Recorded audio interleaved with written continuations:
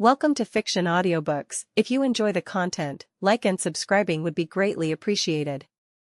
If you have any recommendations for novels, comment below. Please join my Patreon at https://www.patreon.com/fictionaudiobook. Chapter 323, Sakura's Enlightenment. In the residential district west of Konoha, rows of soft yellow houses stood peacefully under the warm summer sun. A girl, around 12 or 13 years old with long pink hair, was lying curled up on her bed. The pink curtains of her room remained tightly closed, even though it was already close to noon. "What time is it? Can you go get Sakura down for lunch? It's already noon and she still hasn't come out of her room." Haruno my-bookie called out loudly from the kitchen while finishing up preparations for lunch. Haruno Kazashi, her husband, put down the broom in his hands and glanced at his daughter's bedroom door. It was still shut tight with no sound coming from inside. He sighed and walked over, knocking gently. Knock, knock, knock. "Sakura, it's noon. Time to get up and eat." He leaned closer and added softly, "Hey, if you don't come out soon, your mom's gonna blow her top, and I won't be able to stop her." A few seconds passed before a listless voice finally responded from inside the room. She sounded just as lost and disheartened as she had over the last few days. "I'm not hungry. You can eat without me." Kazashi sighed again. As Sakura's father, he didn't know how to comfort her anymore. Both he and my-bookie were civilians. She was a nurse at the hospital, and he ran a small business with just enough income to get by. After Sakura was born, they had poured all their savings into buying this modest home and leasing a shop, focusing everything on raising their daughter. Anyone who knew Sakura could tell how much of my-bookie's fiery temper and personality she had inherited. Kazashi sat down at the dining table, looked at his wife across from him, and shook his head. "It's been 3 days. She's still like this. I don't know what to say anymore. We're not shinobi, we don't understand what she's going through." My-bookie froze just as she was about to pick up her chopsticks. A sharp crack echoed as she snapped them clean in two from the sudden tension in her grip. She forced a smile and looked at her husband. "Dear, would you get me another pair of chopsticks? I'll go bring Sakura out to eat." Her voice trembled slightly toward the end. If Naruto had been present, he'd instantly recognized that same terrifying tone Sakura used right before throwing a punch. Sure. Right away." Kazashi got up and jogged to the kitchen, but as he watched my-bookie head toward Sakura's room, he paused in solemn silence. "Dear daughter. I can't protect you from your mom's wrath this time. You're on your own. Good luck." He just hoped Sakura would snap out of this soon. Bang. My-bookie didn't hesitate. She twisted the doorknob and flung the bedroom door wide open. Sakura lay on her side, back turned to the door. Without a word, my-bookie strode to the window and yanked open the curtains. Clatter. The metal rings scraped across the rod, and a harsh beam of sunlight flooded the room. Sakura winced immediately. After days of hiding in the dark, the blinding light made her eyes sting. It felt like today's sun was especially cruel. "Mom. What are you doing? I already said I'm not hungry. If I get hungry, I'll just reheat something later."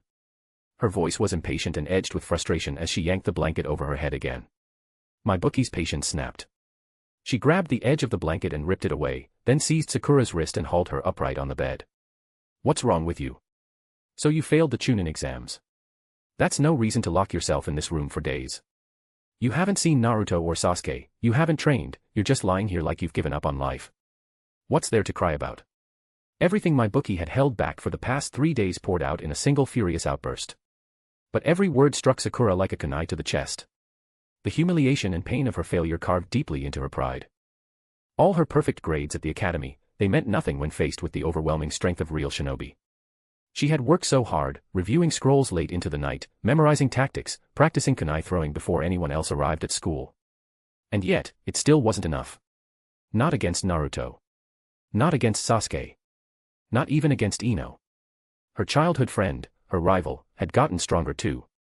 Kiba, Hinata, Shino, Shikamaru, Choji, Ino, Naruto, Sasuke, they all had family techniques, bloodline limits, or unique training. And Naruto, he had become something terrifying in those exams. Something that made her feel like an insect before a monster. The pressure, the shame, the sense of uselessness, it all came crashing down at once. Her shoulders trembled, and tears silently slipped from her eyes. No sobbing. No screams. Just raw, suffocating grief. She lowered her head. Drops of tears splashed onto the back of her hand, startling her. "Am I crying?" My bookie's expression instantly softened. She saw the tears trailing down Sakura's cheeks and the way her lips quivered. Her anger dissolved into maternal instinct. She pulled Sakura into her arms, holding her tight. It's okay. It's really okay. Mom and Dad don't blame you for failing. You've always made us proud. If you're tired, you don't have to keep doing this. You don't have to be a shinobi if you don't want to. We'll support you, no matter what. Sakura, you can try again next time. Or, if you want, you can be a nurse, like me. Or a doctor. Helping people, saving lives, that's a noble path too. Kazashi stood quietly at the doorway, 2 pairs of chopsticks in hand, one for my bookie, one for his precious daughter. Doctor. Sakura looked up at her father, dazed. Her dull eyes suddenly glimmered with the spark of something new. Her pupils focused. Her breath caught. She threw her arms around her mother and stood up suddenly. Yeah. A doctor, a medical ninja. I've decided. I want to become a medical ninja. That way, Naruto and Sasuke will need me. I'll be the one healing their injuries. My bookie smiled softly and wiped the tears from her daughter's cheeks. Kazashi held up the chopsticks with a grin. Well, even medical ninja need to eat. Your mom made sweet red bean soup just for you. Okay. Sakura grabbed her mother's hand and rushed toward the dining room, forgetting even to put on slippers. Kazashi chuckled, bent down to pick up the slippers, and followed behind. Sakura, you've grown up now. You can't go running barefoot like you used to, you know. TCHGs, Dad, you're still nagging like always. Can't you be cool like Mom for once? Despite her teasing, Sakura was smiling. All 3 of them were smiling. She glanced at the sunlight pouring through the window again. And for the first time in days, it didn't seem so blinding. Everything felt warm again. Just like before. Send power stones. Bonus chapter at 150 power stone. Second bonus chapter, 300 power stones. Your support is truly appreciated. Chapter 324, Nono's visit. In the morning, Uchiha Hikaru rose from the bed and glanced at Tsunade and Shizune, who were still fast asleep beside him. He was just about to wake them when the memory of last night's intense and relentless battle crossed his mind. A 4-way game of mahjong that had somehow lasted until the early hours of the morning. He instinctively reached for his waist with a grimace. Even with a body enhanced by dragon vein chakra, this kind of abuse felt like too much. Truthfully, Tsunade and Shizune alone were already more than enough to exhaust anyone. But Sword was also there. Sword's physical resilience far exceeded that of the others, her entire existence was forged from Uchiha Hikaru's chakra. As a manifestation of his Mangekyō Sharingan ability, she was untiring. Boundless. Trying to make Sword yield through sheer stamina was foolish. Not unless he recovered the kind of power he had during the peak of his former strength, back when even the Rinnegan bowed to him. But unfortunately, he hadn't even rediscovered the way to stabilize his current chakra pathways yet, let alone recover the lost heights of his true power. So, Uchiha Hikaru got dressed, grabbed a huge sack of bread from the fridge, and bolted out across Konoha's rooftops, headed for the Hokage building. He figured he'd take care of the morning paperwork for Tsunade and Shizune, so the 2 of them could continue sleeping peacefully. As for the Konoha police force, Uchiha Hikaru wasn't the chief, only a deputy. Lately, Konoha had been flooded with foreign shinobi, many unfamiliar with the village's laws. Some had already been invited for tea more than once. Let Fugaku handle it. He had no intention of wasting time on trivial nonsense. The police force reminded him, wasn't the Raikage son still rotting away in one of their holding cells? He should find time to negotiate. Maybe bring Brother A few jars of his private reserve and discuss diplomacy over drinks. Seated now in the Hokage's office chair, Uchiha Hikaru looked out over the village bathed in morning sun before turning to the mountain of documents. A few days ago, he'd already spoken with the other Kage about the formation of the Ninja Association. Once the Chunin exams concluded, Konoha would begin laying the groundwork. These bureaucratic forms were part of that. And so time slipped by. Before long, it was already noon. Glancing at the wall clock, Uchiha Hikaru leaned back with a sigh. By now, the person who usually delivered meals to Tsunade and Shizune should have arrived. At that moment, down at the foot of the Hokage building, a woman in a white nun's habit arrived gracefully. Beneath her veil, soft brown hair peeked out, her demeanor calm and reserved. The 2 shinobi guarding the entrance stiffened at the sight of her. Though she exuded a quiet kindness and sacred air, both recognized her instantly, and swallowed hard. They had served in ANBU. They knew exactly who she was. Yakushi Nono, the walking witch. She was polite and soft-spoken, until the killing began. Then, blood flowed without a trace left behind. Good day. I'm Yukushi Nono, director of the orphanage. I have urgent information to report to the Hokage. After verifying her ID, the guards immediately stepped aside. Nono climbed the stairs slowly, a basket in hand, until she reached the Hokage's office door. Knock, knock, knock. Lord Hokage, it's time for lunch. Come in. The voice was male, not Tsunade's. But it was familiar. So he was here. Nono entered, closed the door behind her, and set the lunchbox from her basket on the desk in front of Uchiha Hikaru.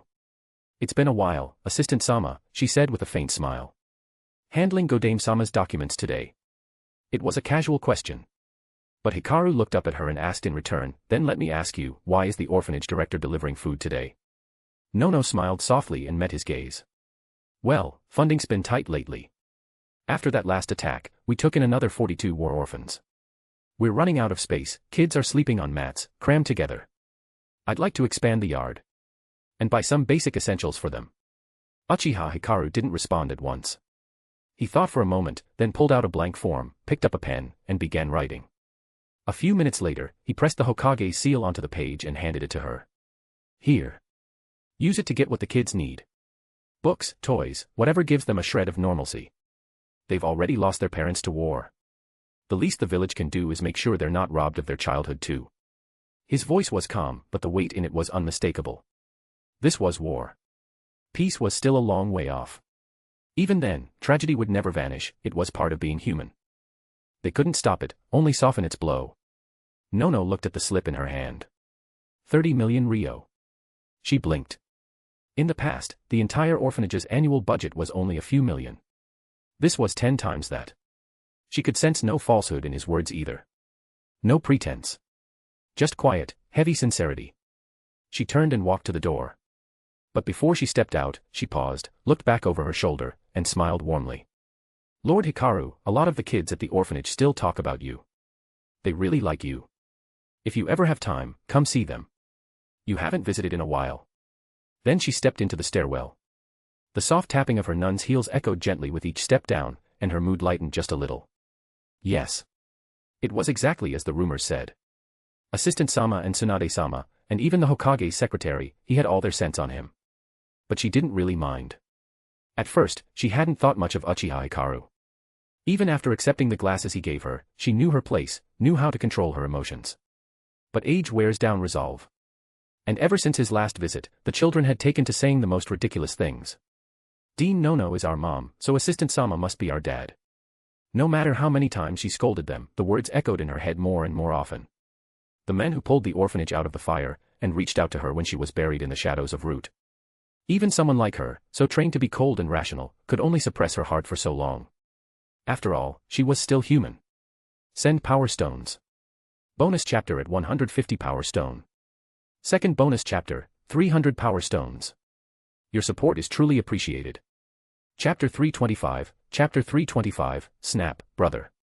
It wasn't until the afternoon that Tsunade and Shizun arrived at the Hokage building and took over the last small stack of documents for the day from Uchiha Hikaru. Tsunade leaned in and kissed him directly on the cheek in front of Shizun. You actually have a conscience, you came to help me with the paperwork. I didn't love you in vain last night. Uchiha Hikaru simply waved his hand, exchanged a few words with Tsunade, and then left the Hokage building to return home, only to find that Saya still hadn't come back yet. But that made sense. It was only the afternoon, and summer days were long. It would likely be another 3 or 4 hours until dusk. Besides, knowing Sasuke's competitive personality, things would probably drag on until Itachi came to call him home. Hikaru headed down to the underground wine cellar, retrieved 3 large jars of white liquor, sealed them in a space scroll, and prepared to make his way to the southern residential district of Konoha, a few kilometers from the Hokage building. The area had several guest houses reserved for delegations visiting from other villages. He could take this opportunity to find Reikage and resolve the issue he'd been thinking about all morning. 10 minutes later, Uchiha Hikaru arrived at the guest residence where A and his companions were temporarily staying, a large bag of Konoha snacks slung over his shoulder. Even before he reached the door, he felt a chakra signature scanning him. Don't bother with those little tricks. I'm just here to drink with Brother A. His tone was calm, but it carried an undeniable weight, an invisible pressure that made it hard to breathe. C, hidden in the treetops nearby, immediately snapped to attention, glaring warily at the men before her. Just then, footsteps echoed from inside. Da-da-da. The door opened slowly, revealing a dark-skinned woman with short gray hair, smooth, refined features, slightly thin lips, and a dark green, form-fitting secretary's outfit. So it's the Hokage's assistant. What brings you here? Mabui paused mid-sentence as her gaze landed on the Konoha snacks in Uchiha Hikaru's hands. You're here to visit Reikage-sama. At that moment, A looked up from the living room and saw Hikaru at the door. Although he didn't know the reason for the visit, he immediately waved him in. Manners came first. Getting up from the sofa, he headed over.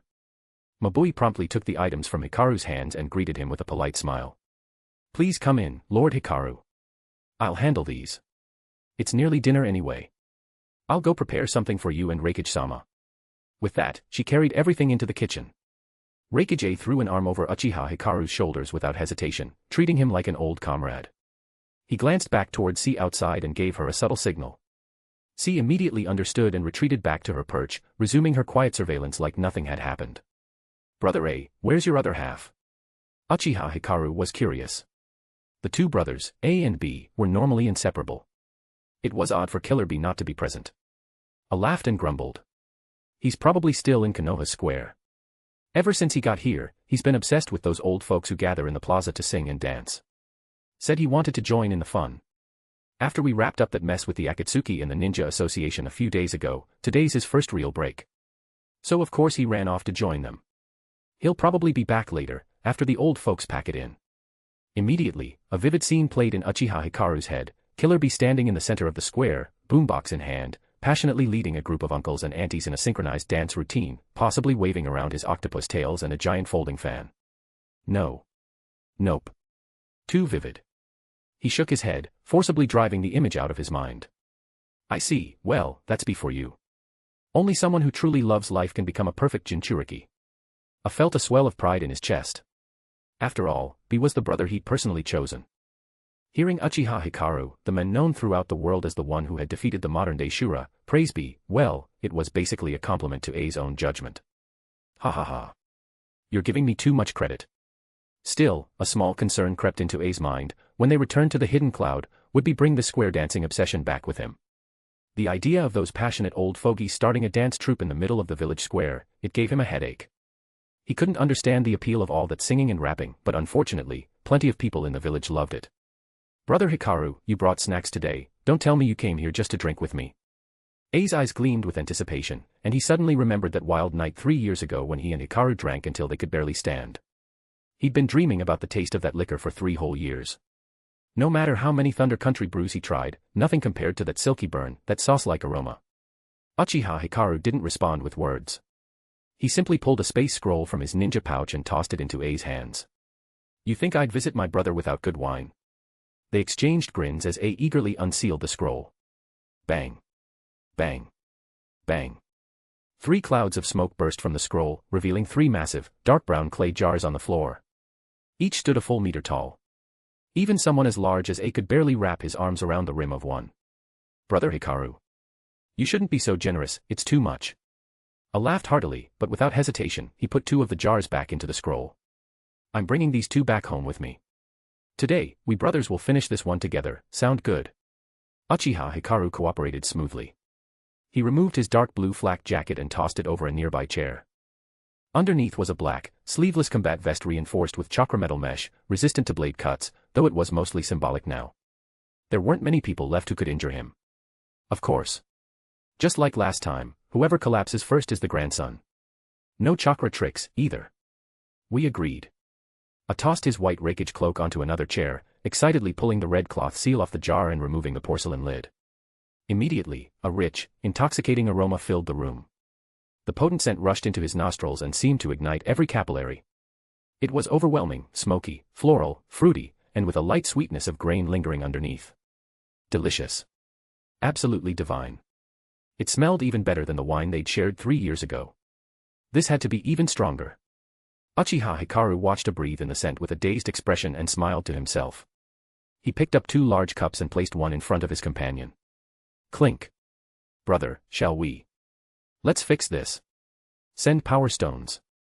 Bonus chapter at 150 power stone. Second bonus chapter, 300 power stones. Your support is truly appreciated.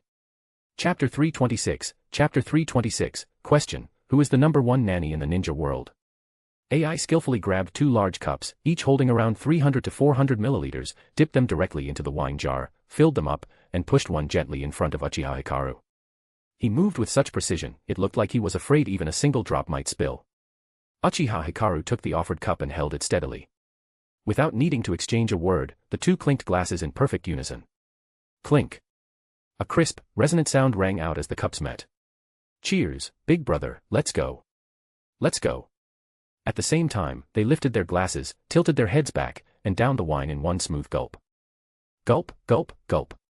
The moment it hit the tongue, it burned hot and fierce, but the burn gave way to an unbelievably smooth flow down the throat, warm and without discomfort. As the liquor settled in their stomachs, AI felt himself come alive. His pores opened, and for a moment, it felt like even his soul had turned transparent, sharp, vivid, clean. A faint sweetness lingered in the mouth.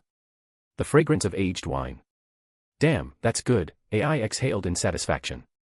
Uchiha Hikaru let out the same sigh of pleasure. I didn't expect wine that's been aged for over 3 years to have this kind of flavor. Glad I went through the effort of building that wine cellar. AI's interest immediately perked up. He only had 2 real passions in life, one was weightlifting, constantly pushing his body's limits, and the other was drinking. His love of wine was damn near equal to his obsession with getting stronger. But as the rakeage, he rarely had the chance to enjoy good liquor without restraint. Brother, you have more of this at home, right? If you do, I've got the funds, I can pay you for some. Uchiha Hikaru gave him a look and raised his hand, waving it dismissively. Oh come on now, he said with a scoff. You and I go way back. What's with the money talk? But the brewing process for this wine is complicated as hell. It uses top-grade grain as the base, and dozens of rare herbs are infused and sealed inside. Every 7 days, a ninja with precise chakra control needs to apply a micro-seal over it. Then water-style chakra is used to gently warm the mixture during brewing.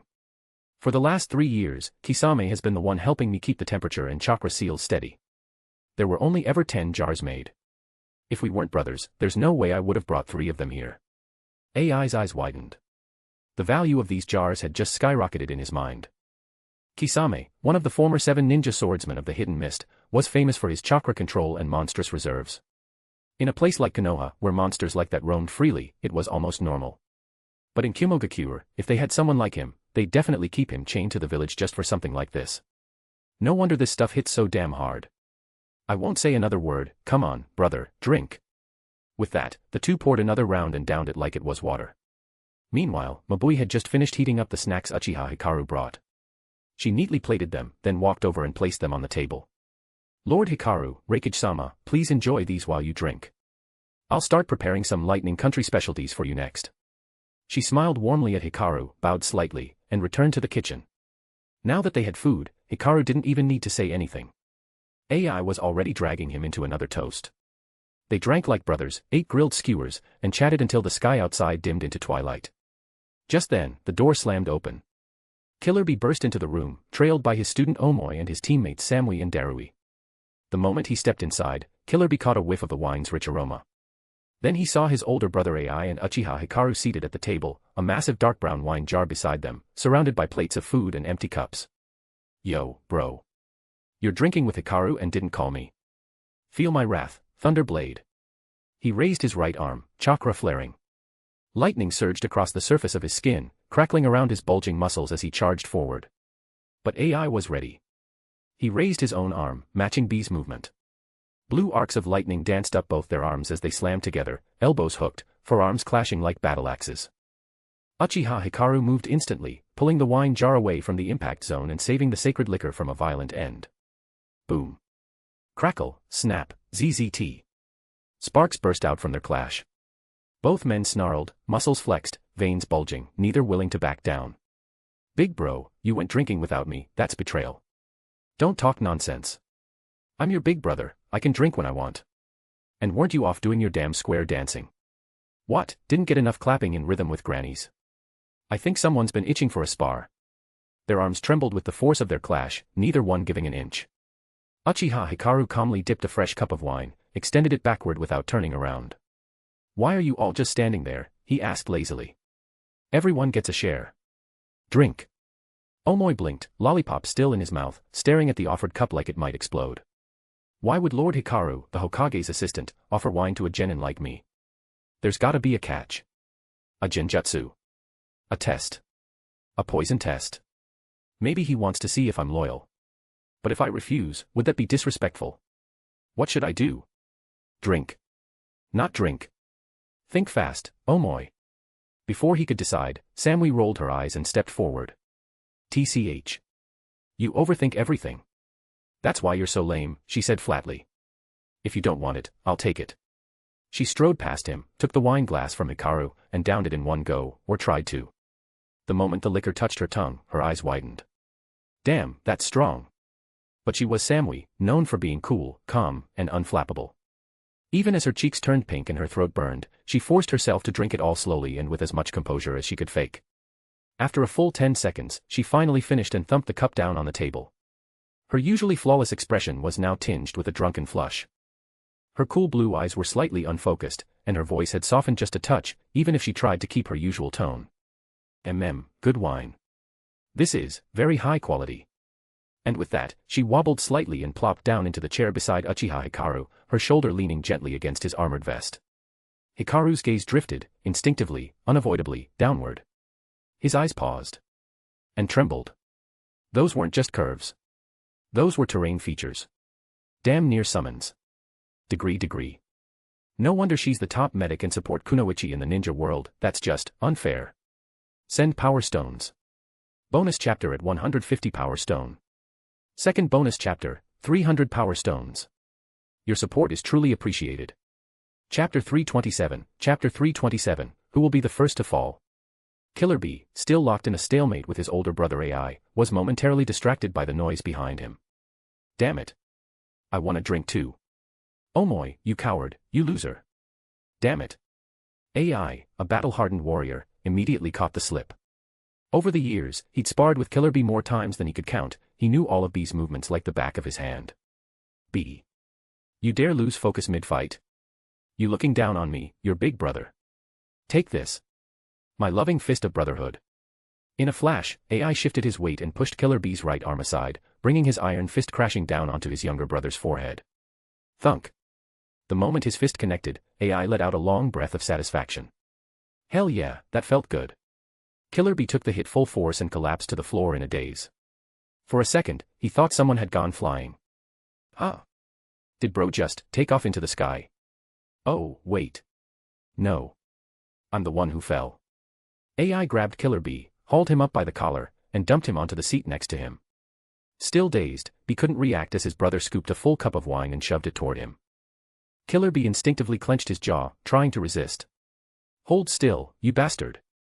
But AI wasn't about to let that slide. He was proud of this wine, handmade, aged, and sacred to him. For his little brother to reject it. That was a straight-up insult. You dare refuse the wine your big brother poured for you? What, you too good for it? With one hand gripping Killer Bee's chin, AI pried his mouth open and forced the wine in. The moment it hit his throat, Killer Bee stopped resisting. Shit, this is ridiculously good. Without another word, Killer Bee grabbed the glass with both hands, downed the entire cup in one smooth gulp, tilted it back and forth a few times to drain the last drops, and only then slammed the empty cup on the table. Behind his sunglasses, his eyes were gleaming like stars. Damn, Ani. Pour me another, oi. Then he waved toward Omoi and Karui, who were still standing nearby. Come on, you punks. Sit your asses down and drink. This is free, fine-ass wine, yeah. Let's go. Omoi hesitated. Was his teacher really pulling him into this? Before he could figure it out, Karui had had enough. With a scowl, she shoved Omoi from behind and marched him straight to the seat beside Killer Bee, planting him there without mercy. Samui was right. You overthink everything. You're a grown-ass man from the hidden cloud, act like it. Omoi slumped in shame. Now, with 6 people seated at the table, only one chair remained, directly to the left of Uchiha Hikaru. Right at that moment, the kitchen door swung open. Mabui emerged, dressed in her linen uniform, carrying 2 plates in each hand, with another balanced on each forearm and elbow. Without pause, she walked over to Uchiha Hikaru's side, 6 dishes in total. Hikaru stood up slightly and helped her unload the 4 plates from her arms, placing them carefully on the table. His fingers brushed lightly against her skin in the process. Mabui flinched ever so slightly. The movement was barely noticeable, but Hikaru caught it. He smiled faintly, as if apologizing. AI noticed the empty seat and called out cheerfully. Mabui. There's a free spot next to Hikaru. Come sit down and join us. You've been working your ass off lately. Take today to relax, have a drink and rest. Say what you want about AI, but as the Hokage, he cared deeply for his subordinates. It was for their sake that he'd risked tensions with the Hokage and personally traveled to Konoha, which is how he'd first met Uchiha Hikaru. Mabui hesitated. Refusing the Hokage's offer in front of the Hokage's assistant might be taken the wrong way. So she smoothed out her skirt around her waist and hips, then sat down gracefully beside Hikaru. With a soft tone, she said, "Lord Hokage, I won't drink too much. Someone still needs to clean up afterward." But AI, already a few cups in, wouldn't hear of it. He filled a cup himself and slid it toward her. "This kind of wine. You might not get a second chance, Mabui. And C and the others are on duty outside, right? They'll handle cleanup. I told you, today, you rest. That's an order." As A's words sunk in, Mabui felt conflicted. One voice in her head reminded her of her duty. As the Hokage secretary, she couldn't get drunk like this. But another whispered that A had just given her the green light, directly. And besides, she often treated herself to a glass of red wine at home after long days.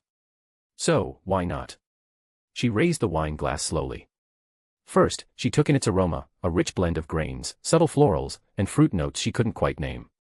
Her curiosity got the better of her. She sipped. The wine coated her tongue with its complex flavors, bold and strong, but smoother than any red wine she'd had.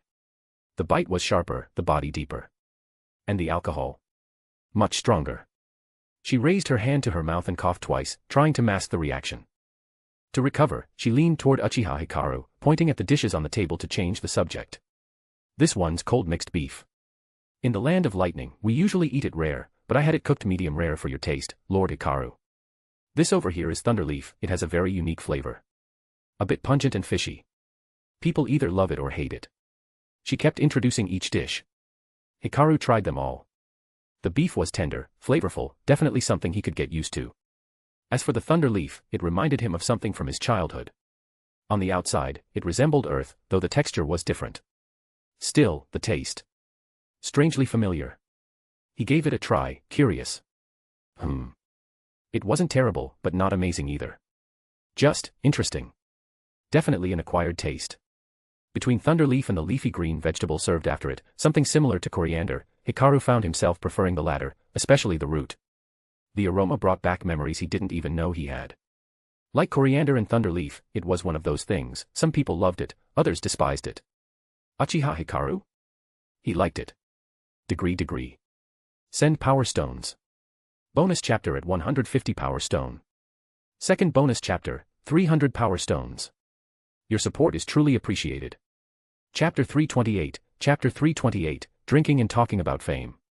Uchiha Hikaru chatted casually with them as the food on the table slowly dwindled and the once full jar of wine was reduced to half its original volume. The first to fall was Omoi, who rarely drank. Despite having a ninja's body, he couldn't last more than 3 cups, he became the textbook definition of someone who falls sick after 3 drinks. Killer Bee used one of his octopus-like limbs to toss Omoi onto the nearby sofa. His feet hooked over the backrest, his back slouched into the cushion, his head tilted back, mouth opening and closing like a goldfish blowing bubbles in a tank. During their idle conversation, Uchiha Hikaru learned all sorts of amusing things. For instance, AI was already married. His wife was a dark-skinned, muscular woman from the Yatsuki clan. According to them, she was as strong as Ella. Uchiha Hikaru paused and gave it some thought. Well, respect to Big Brother AI's preferences. Everyone's got their thing. And this guy's thing is definitely muscles. As for Killer Bee, apparently, he had a rap teacher back in the village, his obsession with freestyle came from there. Mabui, on the other hand, confessed that she was secretly anxious about finding a partner in the future. Most men in the Hidden Cloud village were muscle-bound, single-minded brutes, not quite her type. So instead of bothering with romance, she buried herself in work to stay numb. But tonight, with a bit of rest and wine, that anxious side started creeping out again, and under the influence of alcohol, she even started boldly flirting with Uchiha Hikaru. This sudden shift gave Hikaru a strong taste of the Hidden Cloud village's direct culture. Wow. So everyone here just says what they want, huh? Very straightforward. But the most outrageous, jaw-dropping moment. Samui, in her effort to maintain her trademark cool demeanor, had insisted on keeping pace with Hikaru, Killer Bee, and AI in their drinking. Now she was completely wasted, basically a puddle of mud. Her hands were resting on Hikaru's shoulders, her head drooped forward. Her short, side-swept blonde hair swayed across his collar, occasionally brushing the tip of his nose. Suddenly, in a tired voice, she mumbled. My shoulders are so heavy, so sore. Too drunk to lift her arms, she barely managed to raise her chin. Her eyes narrowed, her breath warm, and she looked at him blearily. Can you rub them for me? They really hurt. I feel awful. Killer Bee, sitting nearby, flashed Hikaru a huge grin and gave him a silent thumbs up. You got this, brother Hikaru. AI, pretending not to notice, lifted his wine cup and turned to his younger brother. Yo, B, how's this wine? Good, right? It's fire. Then bottoms up. For eternal brotherhood. Cheers to my best boss. And cheers to my dear jailbird brother. Gulp, gulp. The two men tilted their heads back in sync, chugging the rest of their wine, deliberately avoiding looking in Uchiha Hikaru's direction. At the same time, AI was already scheming internally. That woman Terumi may dared to seduce brother Hikaru using a beauty trap. Think the hidden mist is the only one with women. We've got plenty. And I've got two right here. Our relationship with Hikaru has to be stronger than his bond with Kirigakure. No competition. By now, even if Hikaru were an idiot, he would have realized what AI was doing. It was the classic honey trap, the kind used by cunning rulers throughout history. And it wasn't like Hikaru was unfamiliar with this kind of temptation. He just wasn't immune. But he gritted his teeth and forced himself to push back the rising desire in his heart. Focus. You came here for alliance talks, not to fall for a setup. But just then, he felt his left hand being gently pulled forward. He wasn't sure what it brushed against, soft, warm. Reflexively, his fingers squeezed. Samui bit back a gasp. That one squeeze shocked her completely sober. She immediately let go of his wrist, and Hikaru yanked his hand back just as quickly. The two of them, without a word, mutually agreed to pretend like it never happened. Killer Bee and AI both turned their heads, trying to analyze the deep blush spreading across Samui's cheeks. But with all the alcohol she'd already had, her face was flushed anyway. She played it off with a deadpan expression and perfect posture, showing no visible reaction. As for Uchiha Hikaru, he sat there like nothing happened. What squeeze? I don't remember squeezing anything. I'm as calm as a stone. AI shook his head slowly. TCH. The honey trap failed. Damn. I underestimated how composed this guy is. But Mabui, standing off to the side, had seen everything. She opened her mouth, then closed it. After all, Samui had made the first move. They kept drinking until Samui and Mabui both collapsed onto the table. Killer Bee, thoroughly drunk, was swaying and waving his arms, singing some random song he'd heard in the plaza. Musical note, the most beautiful dish in my lightning heart. Musical note, why are you hiding from my beat? Only then did Uchiha Hikaru quietly lean toward the rakage. Brother AI, there's something I've been meaning to tell you. But I'm not sure if I should. AI, who had been half dozing in his chair, perked up instantly. Wait, is this it? Is brother Hikaru finally gonna take the bait? Let's go. If you've got something to say, just spit it out, brother, AI said, barely containing his excitement. Hikaru sighed, tossed back the rest of his drink, and gave AI an apologetic look. It's about your daimyo's son. He caused trouble in Konoha. He publicly insulted our Minister of Commerce, Kurenai Yui, in front of the entire department. He's currently being held in a detention cell at the police division. What do you think we should do? If we don't release him, it'll damage relations between Konoha and the Hidden Cloud. But if we do, well, you know Kurenai. Even as the Hokage's assistant, I can't just make her let it go. Not when that bastard was clearly in the wrong. Hikaru's conflicted expression gave AI a serious headache. Their village still depended on the Lightning Daimyo for annual funding. This was a political nightmare. And he already knew that his daimyo's son was a useless idiot. If this wasn't handled right, it could mess up his entire alliance with Hikaru. But then again, if the Ninja World Association succeeded, Hidden Cloud would finally become financially independent. No more begging for budget approvals. No more getting strangled by aristocrats. Suna was a prime example, stuck under their daimyo's thumb, short on funds, and barely surviving. And now the guy sitting in Konoha's cell was the daimyo's most beloved son. The likely heir. AI's eyes hardened. He clenched his fist.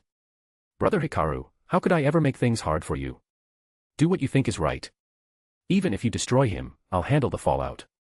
If the daimyo has a problem, he can go have another kid.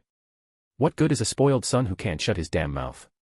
Uchiha Hikaru smiled, then filled AI's cup and poured one for himself. Now those are the words I wanted to hear. I was worried this would strain our bond. But you're still the best, brother AI. Don't worry, when the Ninja World Association becomes reality, you'll understand why I asked for this. They exchanged glances, then broke into laughter. Brother, I get it. Ha ha ha. Drink. Years later, no one would know that the leader of the Land of Lightning first entertained thoughts of overthrowing the daimyo during a drunken dinner party. No one would guess that the men who unified the ninja world, bringing peace and prosperity to countless civilians, won over his first true ally at a table soaked in wine. Send Power Stones. Bonus chapter at 150 Power Stone. Second bonus chapter, 300 Power Stones. Your support is truly appreciated. Chapter 329, Chapter 329, Sasuke and Naruto are full of confidence. 7 days had passed since Obito and Black Zetsu plotted the destruction of Konoha. And today, the final match of the Chunin exams was about to begin. Hundreds of nobles and wealthy figures from across the ninja world poured through the newly rebuilt gates of Konoha, eager to witness firsthand the strength of the next generation of shinobi. To them, this wasn't just a spectacle, it was a way to determine future clients and investments. After all, the power of a village's young ninja often reflected the strength of its future. But what they didn't know was that once this Chunin exam ended, the era where the 5 great ninja villages operated independently and competed for mission commissions would come to an end. All of that would soon become history. Inside Ichiraku Ramen, Sasuke, Naruto, and Sakura sat together, waiting for their meals to arrive. Sasuke stood with his arms crossed, a smug expression on his face. He practically broadcasted "I've mastered a new jutsu" across his forehead. Naruto, sitting to his left, grinned foolishly now and then, stealing glances at Sasuke. Hee hee. Sasuke would never guess I've learned such a weird move. If we end up fighting in the exams, he's gonna be in for a real shock. Sakura sat beside them, helplessly watching the antics of her 2 teammates. She had no idea what they were competing over. Honestly, it was childish. Besides, with Mariboshi Kosuka voluntarily withdrawing from the competition, there were still 25 genin remaining. What were the odds that the 2 of them would get matched in the first round? She didn't understand what they were thinking. But Sasuke did look really cool today. Thanks for waiting. Here comes the super deluxe pork bone char siu ramen for you 3 little ones. Old Man Tucci wore his signature white chef's uniform and a hood over his head. He carried 2 massive bowls of ramen, one for Naruto, one for Sasuke, and carefully handed Sakura hers with both hands. Naruto stared at the steaming bowl in front of him. A lobster roughly 30 centimeters long sat atop a mountain of char siu pork, with half a marinated soft-boiled egg nestled beside it. The rich, milky broth shimmered with a light golden brown hue. Mouth-watering, Naruto clapped his hands together.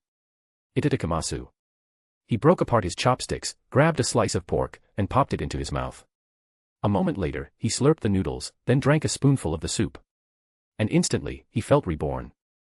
After a week of training deep in the forest with that pervy sage, he'd survived on nothing but grilled river fish and whatever edible greens he could scavenge. He'd been starving. But now, this bite of Ichiraku ramen made all that suffering worth it. He dug deep into the bowl and scooped up the bean sprouts underneath. Their crisp texture and savory flavor sent his appetite into overdrive. He began devouring the bowl like a wild beast. Sasuke, by contrast, ate slowly and politely, not because he was particularly mannered, but because he didn't want indigestion before the exam. What if he had to fight Naruto right after eating? A stomachache could throw off his entire performance. He thought about the immense power within Naruto, and the strength of the other Jinchuriki. Just the thought of that pressure made the Uchiha blood in his veins burn with anticipation. He craved the battle ahead. Meanwhile, Sakura sat calmly beside them, slowly eating her ramen while holding an open book in her right hand. It was a detailed medical text she'd borrowed from the Konoha hospital. To become a true medical ninja, she needed to master anatomy and human biology. For the past few days, she'd spent nearly 10 hours a day memorizing this kind of material. It reminded her of her school days at the Ninja Academy. Exhausting, yes, but also fulfilling. Before long, Naruto finished every drop of broth in his bowl and let out a massive belch. Thanks for the meal, Old Man Tucci. He reached into his pocket for his frog-shaped wallet to pay. But Tucci looked at Naruto's bowl, sparkling clean from the soup being completely drained, and smiled warmly. No charge today, and the same goes for you too, he said, gesturing to Sasuke and Sakura. You've all got a big match ahead. Eat well, fight hard, and show the world what Konoha's ninja are made of. Give it your all. As he spoke, he rolled up his sleeves, flexing the noodle-pulling muscles in his arms. His teeth even seemed to gleam. Naruto flashed him a wide grin and mirrored the same pose. OSU. Don't worry, old man. I'm gonna be Hokage someday. I'll definitely take first place. Sasuke finished his soup, set down the bowl, grabbed a napkin to wipe his mouth, and said confidently. As an Uchiha, I won't lose, not until I'm standing at the top. The two locked eyes, sparks flying between them. Their fighting spirit ignited the air. Tochi watched them quietly and sighed with admiration. Ah, youth. With ninja like these, Konoha's future will be just fine. At that moment, Kakashi leaned against the entrance to Ichiraku Ramen, snapping his orange book shut. He glanced inside and called out. Hey, Naruto. Sasuke. Time to move. The exam starts in 2 hours. We draw lots to determine matchups in one. Naruto jumped to his feet and bounded outside. No SA. No SA. Kakashi-sensei, this time, I've learned an insanely strong jutsu. I'm gonna blow your mind with it. He stretched out his arms dramatically as he spoke, flailing around in excitement. Sasuke squinted skeptically at the gesture. What the hell is that even supposed to mean? He drew a big circle in the air. That's not a jutsu. Is it? Still bouncing around like an idiot. No way. It can't be a tailed beast move, can it? No. In the forest of death, he only pulled that off with the help of multiple Jinchuriki chakras. There's no way he could have mastered that kind of power in just a week. Kakashi raised an eyebrow, thoughtfully watching Naruto's exaggerated motions. What's that big and jumps around? He's been training with Jiraiya, one of the legendary Sannin. Wait, could it be a summoning jutsu? Is he talking about summoning the Toad Boss? That's unlikely. With Naruto's chakra levels, he shouldn't be able to summon something that huge. Unless, he's already managed to connect with the Ninetales and learned how to draw out its power. Minato-sensei. Your son's come a long way. Send Power Stones. Bonus chapter at 150 Power Stone. Second bonus chapter, 300 Power Stones. Your support is truly appreciated. Chapter 330, the eve of the competition. Soon, Naruto and Sasuke were led by Kakashi to the waiting area behind the inner wall on either side of the dueling arena. A long corridor stretched out before them, with doors spaced at regular intervals. Each door bore a number from 1 to 25, corresponding to the contestants' rankings. Sasuke glanced at the first room. On the door was the name, Uchiha Saya. He silently prayed in his heart. Please don't let me be matched with Saya. If I am, I'll surrender. I don't stand a chance. Those 7 days of hellish training had made the gap between them painfully clear. Even without using chakra, she could destroy him using only shuriken techniques and taijutsu. Her monstrous physical strength and uncanny battle instincts made him wonder just how many life and death battles she'd survived. Her fighting style was absurdly overwhelming. Kakashi stood at the hallway entrance and looked at Naruto and Sasuke. Stop dragging your feet, Sasuke. This is the contestants' prep area. You remember your rankings, don't you? Go on, get in there. He gave them a rare burst of enthusiasm and a thumbs up. Naruto and Sasuke turned back to look at Kakashi's encouragement, raised their left and right fists respectively into the air, and shouted. Oh! Kakashi didn't turn away until he saw them enter rooms number 8 and number 12. Then he sighed as a voice came from the shadows beneath the staircase. I say, can you stop staring at me like that? Today's not the day for our rivalry. We agreed to take a break during the Chunin exams. Don't forget. A man stepped out from the shadows, neatly trimmed bowl-cut hair, thick eyebrows, eyes as fierce as a beast's. He wore a green jumpsuit and Konoha's green jonin vest. His bulging muscles outlined the fabric. My eternal rival Kakashi. My dearest friend. I can feel the flames of passion and youth burning inside you. Even though we won't battle today, our students will. Let us stake our pride on the line. Let the next generation carry on our will of fire. Kakashi rubbed his forehead with one hand, already exhausted. This guy, even after all these years, he still finds new ways to drain my sanity. All I want is to quietly read Ika Ika Paradise from the reserve seats. Can't I catch a break for once? Guy, listen. A signed collector's edition of Ika Ika Paradise, autographed by Jiraiya-sensei. Guy eyes gleamed with determination. Guy. It's on. I can already feel my blood boiling. Let our disciples clash and carry on our rivalry. A faint flush colored Kakashi's face, but his eyes suddenly lit up with fighting spirit. 10 extra chapters in the collector's edition, that's the stuff dreams are made of. Ah. I can't contain it. The blood's rushing through me. Though where exactly Kakashi's blood was boiling remained unclear. Just then, 3 figures descended the staircase. At the front was a lively young man dressed just like Guy, round eyes, shiny black pupils, practically bursting with energy. Guy-sensei. Kakashi-sensei. I overheard your wager. I'm excited to fight the Uchiha genius too. Behind him walked Niji, who instinctively touched a pair of tools in his pouch. His expression was calm, seemingly indifferent to the rivalry between the two jonin. He spoke in a cold tone. "Guy-sensei, Kakashi-sensei, I have no interest in your childish bet. I just want to showcase my talent in front of that person. I want to prove the inspiration I gained from them. That's all." With that, he walked straight to prep room number 13. Tenten followed closely behind. "Don't worry. I had my dad custom make it. He said it was one of the most intricate mechanisms he's ever seen, so it has to be powerful." Niji subconsciously slowed his pace to walk beside her. He said nothing, but the rare softness in his gaze and the subtle nod of his head spoke volumes. Lee quickly caught up, staring at Niji's back with a firm, determined look. A vow formed in his heart. "Niji. I don't know why you abandoned taijutsu. But I'll prove to you that even without ninjutsu or fancy techniques, pure taijutsu alone can make someone a true ninja. My only goal is to defeat you." Kakashi watched Niji's retreating figure and frowned slightly. "Guy, is Niji?" Guy nodded slowly, his expression unusually somber. "Yes. He's the boy who was taken by Root, the one abducted in place of Hinata. From what I've heard, the time he spent in Root left deep psychological scars. Thankfully, the assistant rescued the children. Since then, the assistant has become like a god to Niji. 3 years ago, he completely abandoned the Hyuga clan's traditional gentle fist and switched to a strange, unfamiliar style. It's not the bow and arrow technique that's trending among the Hyuga clan now either. I don't even know what it is. But its power is terrifying. If I don't evade it entirely, I might die from a direct hit." Kakashi's eyes widened in shock. "It could threaten Guy's life." "No way. Sure, we fought each other countless times with a 50-50 win rate. But if it were life or death, I know for a fact I'm not Kai's match. And a 12-year-old can threaten him. That kind of talent is terrifying." By now, the clock had ticked to 8 sharp. All the genin had entered their respective rooms, preparing gear, doing light warm-ups, or meditating silently. The stands were packed row after row. Besides nearly 1,000 nobles and wealthy patrons, the rest were mostly Konoha villagers and shinobi. Altogether, the arena held over 10,000 spectators. Suddenly, the audience stirred as a portion of the wall opposite the seating area opened to reveal a massive screen. On the display appeared the names of all 25 contestants. At the same time, a tremendous gust of wind spiraled up from the center of the arena. As the whirlwind dispersed, the figure who appeared in the center was none other than Gekko Hayate, one of Konoha's respected jonin. Known by his title, the Sword of Flowing Water.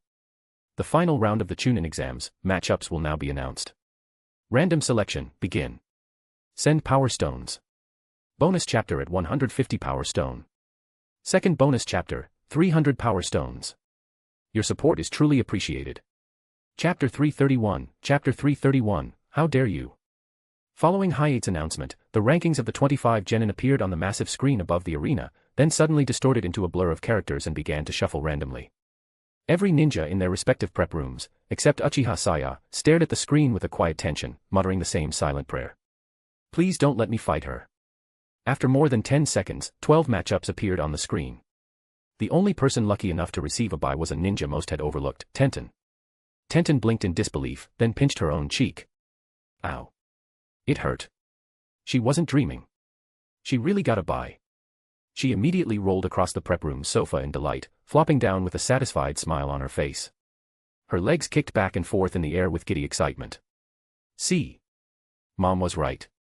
Girls who smile more really do get good luck. Meanwhile, the matchups listed on the screen drew attention from all corners of the stands. At that moment, Hayate's voice rang out clearly once again. First match, Hyuga Niji vs Karui. Second match, Uzumaki Naruto vs Omoi. Third match, Uchiha Sasuke vs Samui. Fourth match, Nara Shikamaru vs Hoshigaki Kisame. Fifth match, Gaara vs Abirame Shino. Sixth match, Rock Lee vs Sand No. 1. Seventh match, Sand No. 3 vs Fu. Eighth match, Utakata vs Hydrangea. Ninth match, ### vs Uchiha Saya. 10th match, Kankuro vs Kuratsuchi. 11th match, Temari vs Yukimaru. 12th match, Hyuga Hinata vs Hozuki Suigetsu. The matches will begin promptly at 9 o'clock. As Hayate finished speaking, the big screen above the spectator stands shifted again, displaying detailed profiles for each of the participants. A moment later, another announcement rang out. Here, we would like to thank the Minister of Commerce of Konoha, Yui Kurenai, also known as the Red Queen, for being the exclusive sponsor of this tournament. In addition to the battles, special entertainment activities have been arranged for your enjoyment. Please look at the big screen. On the screen, after the player profiles concluded, a new interface appeared showing the matchups, each with betting odds listed beside the names. All spectators are welcome to place bets using the button interface located on the armrest of your seat. Odds will adjust in real time based on the betting pool. Please gamble responsibly. Small bets bring joy. Large bets might bring pain. Also, refreshments and drinks from Konoha are available on both sides of each stand. Please enjoy freely. The matches will begin in 1 hour. With that final declaration, Hayate tossed a dozen smoke bombs onto the ground. Colored smoke exploded in all directions, engulfing him entirely before he vanished using the transparent escape technique, reappearing discreetly inside a viewing box behind one-way glass. Teacher Hikaru, how was that performance? Hayate grinned. It was his first time speaking to such a massive crowd. He wasn't sure if his delivery would satisfy Uchiha Hikaru or the Hokage. Tsunade gave him an enthusiastic thumbs up, her eyes gleaming with approval. You're a natural, kid. I swear, you've outperformed the hosts at the Konoha casino. If we ever do this again, I want you running the show. Uchiha Hikaru sat nearby, resting her chin on her hand. She narrowed her eyes slightly. Why does this feel familiar? Like something from my past life. Ah, whatever. Doesn't matter. The results are clear. Through the glass, she could already see the wealthier audience members in the front row frantically pressing their armrest controls to place bets. The prize pool amount was skyrocketing in real time. These betting systems had technically existed in the ninja world before, but they'd been relatively primitive until Orochimaru re-engineered them into their current form. The tech wasn't complicated. The only issue was verifying the assets of each bettor. But here, in Konoha, no one would dare skim the system. After all, the Red Queen's name had been publicly attached. And this was Konoha. Anyone foolish enough to cheat would soon find themselves invited for tea by the Konoha Police Department. Uchiha Hikaru's eyes followed the prize pool tracker as it climbed rapidly, its digits blurring from sheer velocity. Over 10 billion ryo already. And that was just for the first round. Most of the crowd had only placed small, symbolic wagers to test the waters. The tournament would last the entire day, with drinks, snacks, and luxury accommodations adding to the total haul. Konoha would easily make billions from this event alone. After all, in this world, the vast majority of wealth belonged to nobles and powerful elites. Thousands of them had gathered, and even the more modest ones were spending $1 million each. For the truly rich, tens of millions, or even hundreds, wasn't out of the question. The scene reminded Hikaru of the esports and football industries from her previous life. If the ninja world could host something like the world's strongest ninja tournament, or official team battle leagues, the profit potential would be astronomical. Entertainment was practically non-existent in this world. People either trained, fought, or drank themselves into oblivion. But with the support of the Ninja Association, this model could evolve. Through events like these, Konoha could steadily draw wealth from the pockets of the elite. Sure, there were more forceful methods to do that. But Hikaru didn't want to waste manpower and resources. The Otsutsuki threat still loomed. Yes, overpowering others was fun. But manipulating the system, pulling the strings behind the curtain. That was far more satisfying. Meanwhile, in a private VIP box, the 5 daimyos of the great nations were gathered together. Each one held a sleek, tablet-like device in hand, thicker than a brick, yet slim enough to swipe comfortably. They were skimming through data on every participating genin. The fire daimyo was intensely focused as he placed bets. He toggled rapidly between Uchiha Saya and Uchiha Sasuke, investing a total of 50 million ryo between them. Behind him, 2 elegant handmaidens stood silently, cooling him with fans made of reed and cattail leaves. Neither spoke, but the sharpness in their dark eyes said more than words. The water daimyo sat nearby, a woman with a seductive figure curled up in his arms. Her hair cascaded like ink, and her outfit left little to the imagination. He squeezed her breast casually. She giggled, squirming in mock annoyance. My lord, you're so naughty. Her fingers gently grazed his chest in return. He let out a deep, indulgent laugh. Ha ha ha, my beauty, what would I do without you? Her expression briefly flickered, amusement on the surface, disgust buried deep, but she played along with the act. The other daimyos weren't far off in behavior. Except for one, the daimyo of Lightning Country. He was the odd one out. As the others laughed, drank, and groped their women, he remained composed, flanked by 2 stunning maids. The Earth daimyo nudged him playfully. Oi. What's wrong? Can't get it up. With those beauties beside you, and you're not even touching them. He chuckled softly. My wife treats me very well. I'd feel ashamed betraying her. The room erupted in laughter. A daimyo, afraid of his wife. Ha ha ha. If you're not going to use those maids, I'll buy them off you. Don't waste prime assets. But his eyes narrowed behind his composed smile. You fools have no idea what you're playing with. Those two women aren't maids. They're Uchiha Jonin in disguise. And if they wanted to, they could kill everyone in this box before you took your next breath. Send power stones. Bonus chapter at 150 power stone. Second bonus chapter, 300 power stones. Your support is truly appreciated. Chapter 332, Chapter 332, Fire is the bond, the inherited will. The two maids fanning themselves with large fans behind the fire daimyo suddenly froze. Reed immediately put on a furious expression, turned toward the daimyo of the land of water, and spoke in a heavy, menacing tone. These two were my mother's most trusted attendants. I advise you to watch your eyes, and keep them off things that don't belong to you. The room fell into an awkward silence. Then, several of the daimyos chuckled uneasily. Haha, we were only joking, of course. Reed, you're far too serious. Can't you take a little joke? It's not like we don't have our own attendants to serve us. The daimyo of the land of water, however, was visibly shaken. After just a few years, how had Reed changed so much? He'd become someone completely different. Back when he wasn't yet daimyo, Reed never had such refined and beautiful women in his service. Surely, they must be forbidden fruit, treasures he didn't want anyone else to notice. What a nasty, selfish little appetite. The daimyo of the land of lightning kept sneaking glances at the two women behind Reed. So proud, aren't you? Putting on airs in front of us. Don't worry. Soon, when the hidden cloud village topples Konoha, I'll make you eat those smiles, and I'll personally see that you two shed tears behind prison bars. Reed, however, ignored the other daimyos entirely. He calmly continued what he was doing, adding another 20 million ryo each to the bounties on Uchiha Saya and Uchiha Sasuke. Behind him, the two maids resumed fanning themselves with grace, pretending nothing had occurred. The cool breeze brushed against Reed's back again, and at last, he felt the pressure in his chest loosen slightly. Thank goodness. I kept my composure. He glanced down at the time on his tablet, 40 minutes left before the tournament began. Lying back in his seat, his mind wandered to memories from 3 years ago. That day, Tsunade had visited. Reed hadn't recognized her, though she was, by blood, his niece. Tsunade's mother was his sister, but being the youngest son of the previous fire daimyo, Reed had never met her before that day. And yet it was that visit that changed his life. Tsunade told him plainly that their father had chosen him to inherit the position of daimyo. At that moment, his heart had been a mess of disbelief, fear, and excitement. Why him? The timid, overlooked youngest son who had no ties to the political circles of the capital. He'd even feared assassination by his elder brother on the day of succession. But nothing happened. On the day of his coronation, everything went smoothly, except his elder brother claimed illness and did not attend.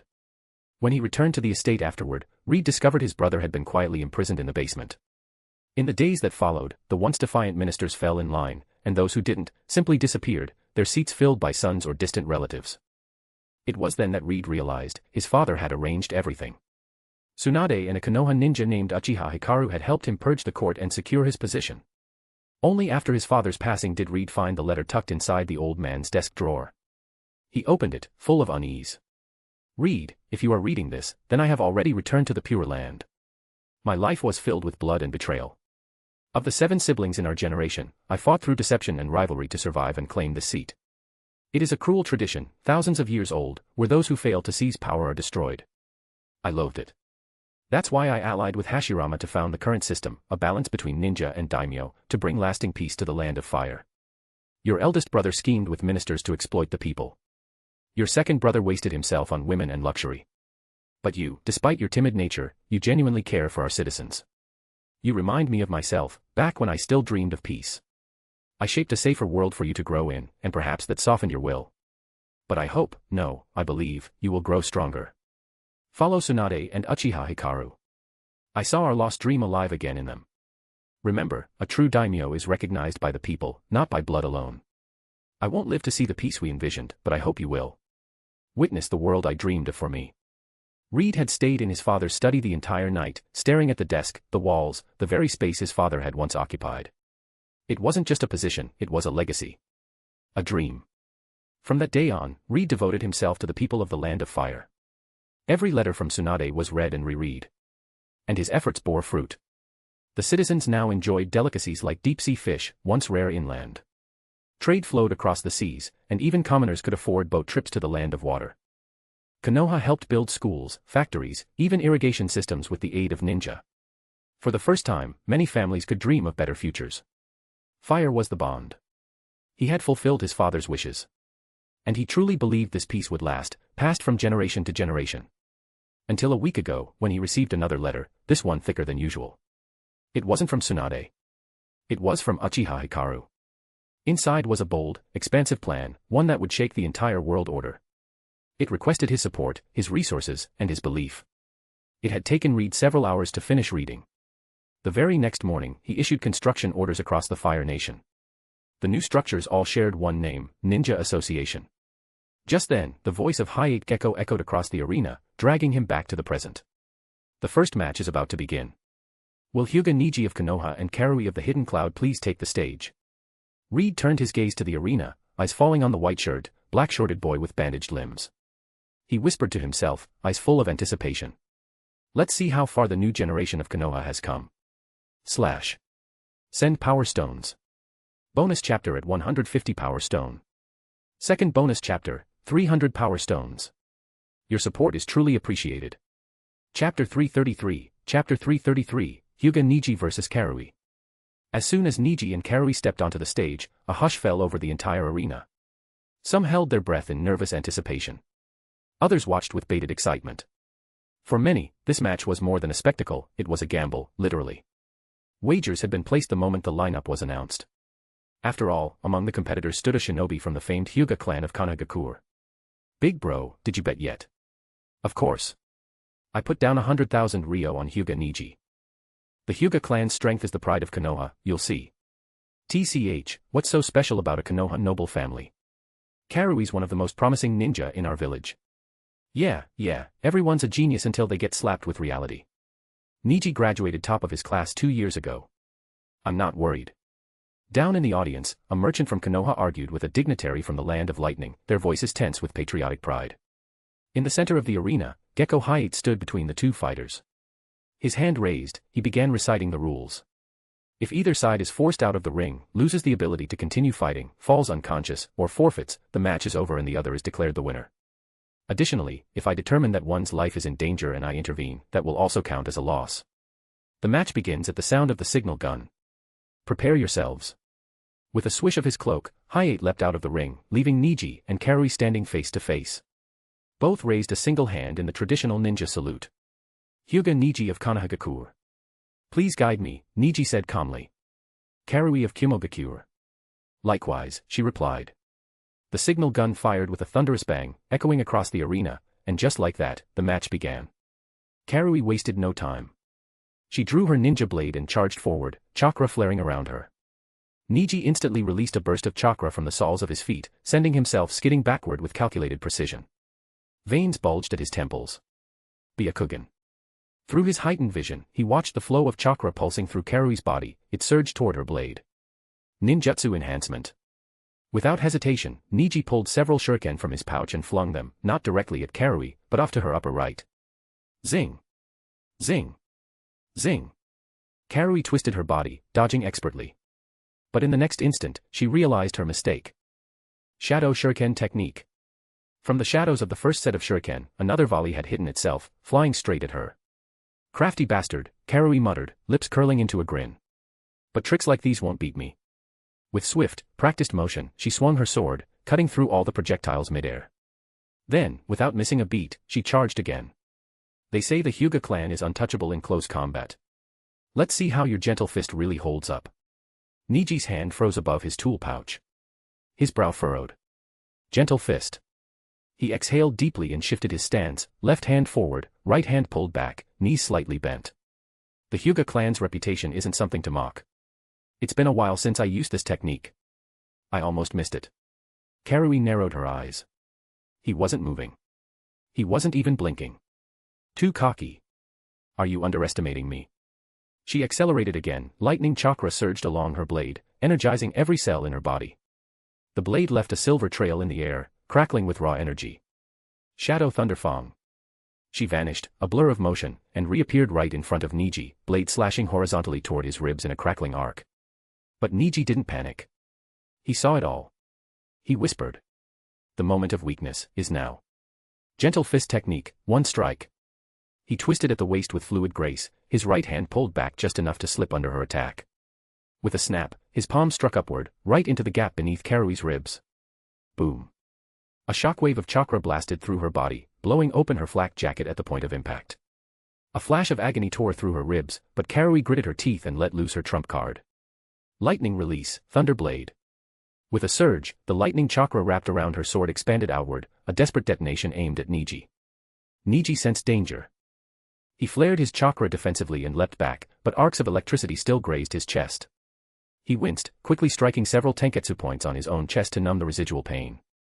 But Karui wasn't looking too great either. Her breathing was labored, and every twitch in her torso triggered a fresh pulse of pain. She could feel her chakra flow slowing down, at least a tenth of her usual speed, thanks to Niji's precise strike. And yet she stayed standing. Niji watched her carefully. His gaze held both admiration and a touch of pity. That counterstrike was impressive. Your follow-up explosion nearly got me. But without the Byakugan, you can't win. There's no need to drag this out. Surrender. It's the most honorable choice left. But Karui just punched herself. A fist slammed into her injured side so hard that blood sprayed from her lips. She wiped her mouth with the back of her hand, then spat blood onto the arena floor. You bastard, don't insult the will of Kimogakure ninja. Lightning style, lightning waltz. Niji tensed, his posture shifting again. She just smashed her own rib to disrupt the chakra block from my strike. Smart, and stubborn. You have my respect. But there can only be one winner. Because strength, true strength, decides the outcome. And I am stronger than you. Gentle fist, 8 trigrams 64 palms. Send power stones. Bonus chapter at 150 power stone. Second bonus chapter, 300 power stones. Your support is truly appreciated. Chapter 334, Chapter 334, Ninja, times have changed. Both of them rushed forward and were about to collide. When Niji and Karui fought in the first round, their techniques and movements were completely incomprehensible to most of the spectators. To the average viewer, it looked like one of them rushed forward and swung a blade, the other reacted and countered, and then, out of nowhere, the kunoichi from Kimogakure suddenly punched herself. What the hell was that? This wasn't anything like the flashy, explosive ninja fights they had imagined. It was boring. But to the experienced ninja in the audience and the competitors watching the match from the preparation room via electronic screens, the reality was very different. They could clearly analyze the intricate tactics used in the earlier fight. Niji had first used the shadow shuriken technique to force Karui to adjust how she held her blade. Most people are right-handed, and being forced to change your grip in the heat of battle significantly reduces your power and disrupts fluid movement. In a ninja battle, even a minor disruption can change the entire tide of combat, or get you killed. Karui had tried to make a bold move after being forced into the compromised stance. If her strike had landed, the match might have ended on the spot. Even if it hadn't been lethal, it would have paralyzed a large area of Niji's chest muscles, giving her the edge for a finishing blow. But unfortunately for her, she was up against Hyuga Niji, a prodigy of the Hyuga clan. The Hyuga are masters of chakra control, capable of emitting chakra from their tenketsu, chakra points, to repel close-range attacks. In that critical moment, Niji had used chakra to form a protective film across his chest, deflecting most of the lightning release paralysis effect. Now, the two had clashed once again. This time, only a faint layer of lightning chakra remained on Karui's ninja blade. The rest of her chakra had been rerouted into stimulating her body at the cellular level. The veins in her body couldn't handle it, tiny capillaries had burst, staining her clothes with blood. The silver-white blade moved in a flurry of arcs, slicing from every angle toward Niji. But Niji's hands, glowing faintly with chakra, struck back at the blade repeatedly, targeting the flat or back of the sword each time. With the Byakugan's 360 degrees vision, he was able to both defend and counter simultaneously. Shoulders, forearms, inner elbows, chest, every time Niji struck, he aimed to block Karui's chakra flow through her tenketsu. Until finally, 64 palms complete. He raised his right hand palm up and drove it into Karui's chest. She flew backward, rolling across the ground 3 or 4 meters before coming to a stop. In the preparation room, Omoi and Samui watched silently from separate chambers. Their fists clenched as they saw their teammate battered and motionless. Damn it. Karui can't win against him. As much as they cared for her, there was nothing they could do now. Niji stood silently, staring down at Karui. Do you still want to continue? You've realized the difference in our strength. You can't win. Karui pushed herself upright again, using her sword as a crutch. Though her arms trembled, her eyes still burned with unyielding will. There's a gap, yes. But you're not so far beyond me that I can't catch up. The wounds on your arms prove I still have a chance. And she was right. Niji's hands were covered in shallow cuts, 7 or 8 of them, left by deflections of Karui's lightning blade. Blood had soaked through the bandages, dripping slowly to the ground. Superficial wounds, but proof of contact nonetheless. Niji shook his head slightly. A person's fate is decided the moment they're born. Without a bloodline, you'll always have to work harder just to catch up. But that doesn't mean those of us born with bloodlines don't struggle. You think effort is everything. But choices matter more than effort. Weakness is the original sin. There's no point in resisting an inevitable outcome. But Karui didn't flinch. She didn't waver. She didn't look away. No need for your damn speeches. Even if I'm destined to lose, I'll fight until the very end. As long as there's even the slightest chance, I'm not letting it go. She rose to her feet once more, defiant, as the crowd roared. From the land of lightning. Come on. Don't give in to this guy. You're a genius of the village. Don't surrender now. At the same time, cheers erupted from the Konoha side. Niji. You're the Hyuga clan's rising star. I bet 100,000 Ryo on you, don't let me down. You're not just a genius, you're a genius who works harder than anyone. Crush this deluded fool.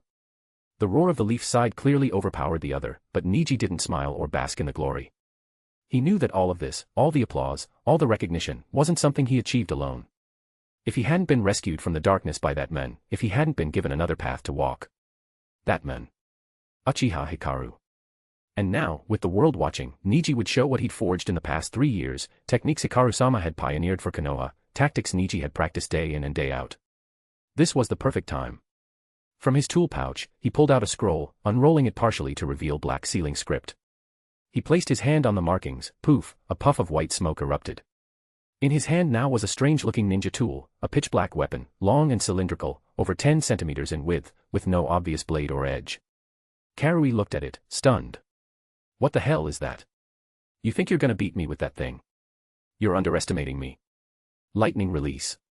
But before she could finish, Niji calmly raised the weapon and aimed it directly at her chest, deliberately avoiding the heart and major arteries. He infused chakra into the tool's barrel. His lips moved. Ninjutsu has evolved. What's bloodline compared to this? This is the future. A gift for Lord Hikaru, proof that strength can surpass blood. Click. Niji pulled the trigger. Boom. A sharp, thunderous noise rang out. Karui's body seized up, her eyes wide in shock as something invisible slammed into her. Pain bloomed in her chest. Her chakra scattered like broken threads. And then, blackness. She collapsed, completely unconscious. In the VIP box above, Uchiha Hikaru's eyes widened. A gun. Did Niji just build a fucking chakra gun? Send power stones. Bonus chapter at 150 power stone. Second bonus chapter, 300 power stones. Your support is truly appreciated. Chapter 335, Naruto's unexpected way of winning. Everyone in the arena fell silent at that moment, whether it was the examiner Hayate Gecko, the unconscious Karui, or the spectators from both sides. But in the very next instant, roaring cheers exploded from the stands. Oh my god. Is this the true power of the Hyuga clan? That was insanely fast. I couldn't even see it, and she was already down in seconds. Ha ha ha.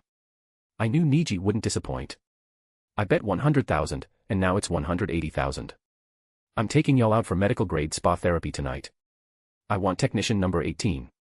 Can I order 2?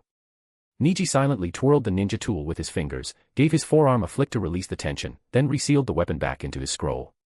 Without a word, he turned and looked calmly at Hayate Gecko. Examiner, did I win?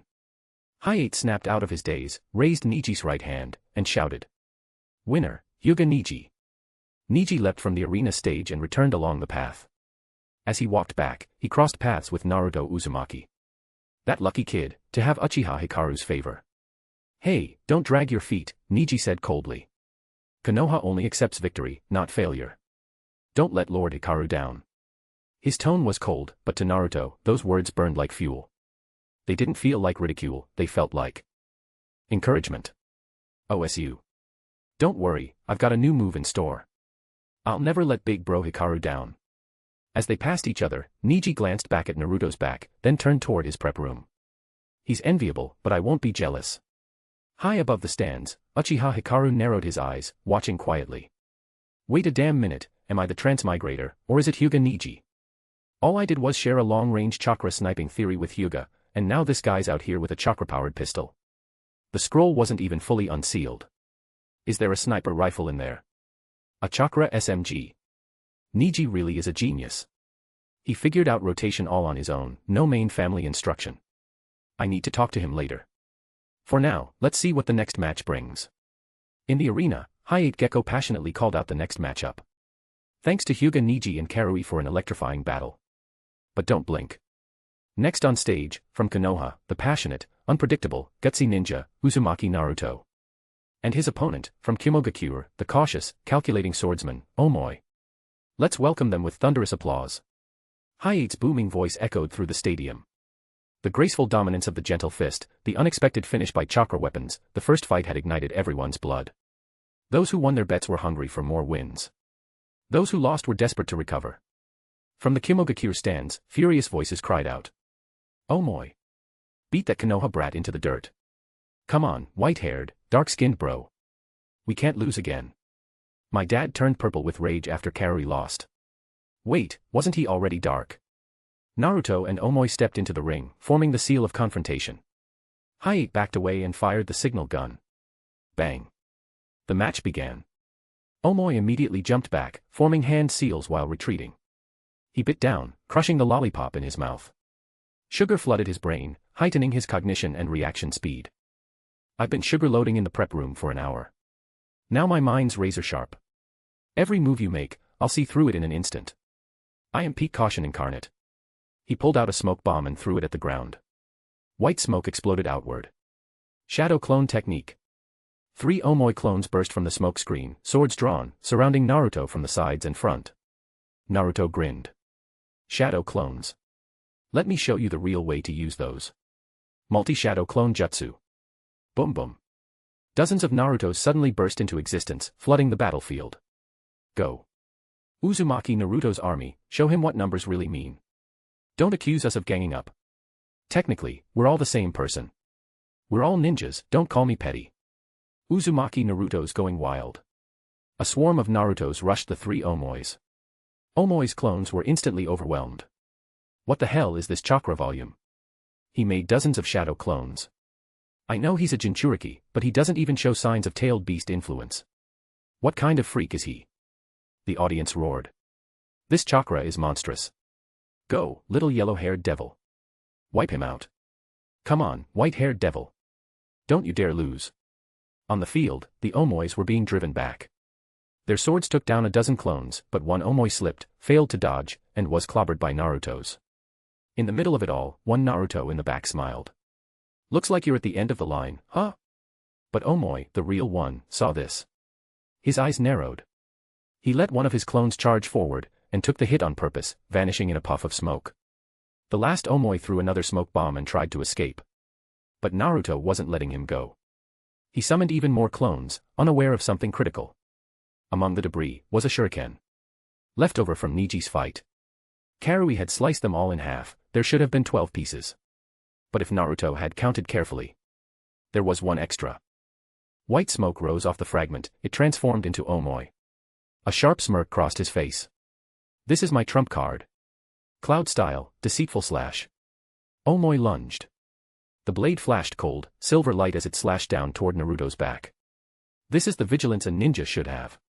Victory is mine. Bang. Naruto exploded into white smoke. Another clone. Omoi's eyes went wide as dozens of clones surged toward him. What? That wasn't the real one. It had been a lazy clone trying to slack off. With Naruto's shadow clones, that was perfectly in character. Omoi's brain kicked into overdrive. Wait, was this all a setup? Did he know I was hiding in the shuriken? He's terrifying, more cautious than even me. He looks dumb on the surface, but it's all an act. Is this the real terror of Konoha ninjas? Fine, no more games. Lightning release, thunderstorm barrage. Omoi gripped his blade, flipped it, and rapidly formed hand seals. 2 glowing thunder orbs formed in his palms. He hurled them forward, then backflipped to create distance. The balls pulsed, lightning erupted in all directions, electrocuting dozens of Naruto clones. Half his army was obliterated. Only the clones at the edge survived, having been just out of range.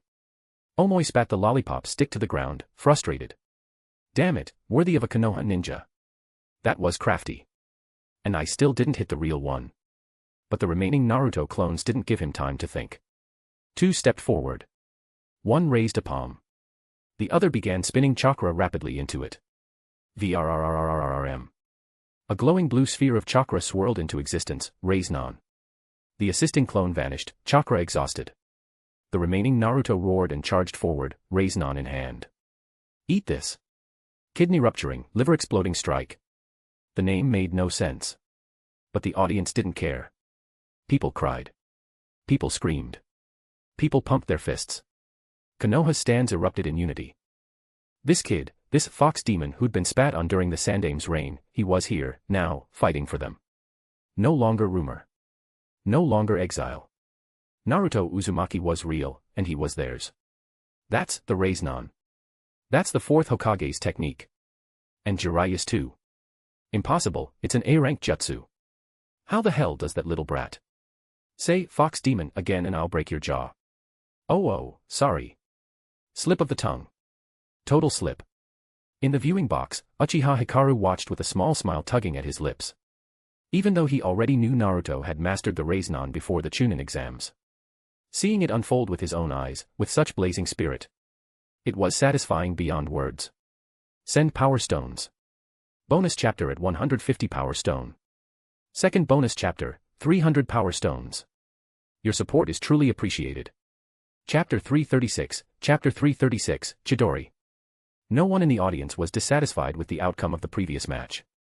Few had bet on Naruto to win, but those who did walked away with high payouts, and more importantly, got to witness an incredible and flashy ninjutsu performance. Especially that final move. Earned it. Blood-soaked profit. Those who bet on Omoi, including the spectators from the Hidden Cloud Village, had no complaints. After all, if they were hit by a jutsu like that, could they even stand? To them, it was more than a loss. It was a performance fee for Naruto's dazzling finale. Totally worth it. In fact, they were hoping to see more jutsu of that caliber in the upcoming matches. Even if they lost again, they wouldn't care. In this match, there were no losers, everyone felt like they'd won big. As for Omoi, he had already been taken to the medical station by emergency medics, beginning an immediate blood transfusion. In the corridor outside the arena, Sasuke glanced sideways at Naruto, who approached with a bright smile on his face. His cheeks flushed faintly red. Naruto actually created such a perverted jutsu. Shameful. Of course, this reaction stemmed from him watching the scene on the monitor in the waiting room just moments ago. His nose had heated up, and two thin red lines trickled down uncontrollably. All he could see was Naruto's pitiful, seductive expression during the harem jutsu. Damn it.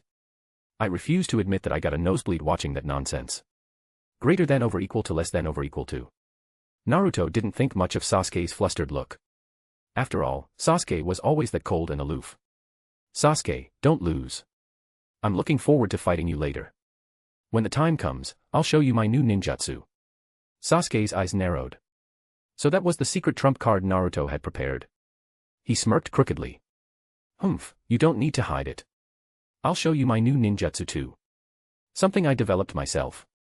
I'll even be generous and let you prepare for it. With that, he turned and walked toward the arena stands, maintaining his usual cool-headed demeanor. Hayate Gecko watched as Sasuke and Samui entered the arena center, turning to both of them. Are you ready? The two quiet types nodded at each other in acknowledgement, then silently performed the seal of confrontation. Hayate stepped back from the arena and fired the signal flare into the air. Sasuke launched the first move.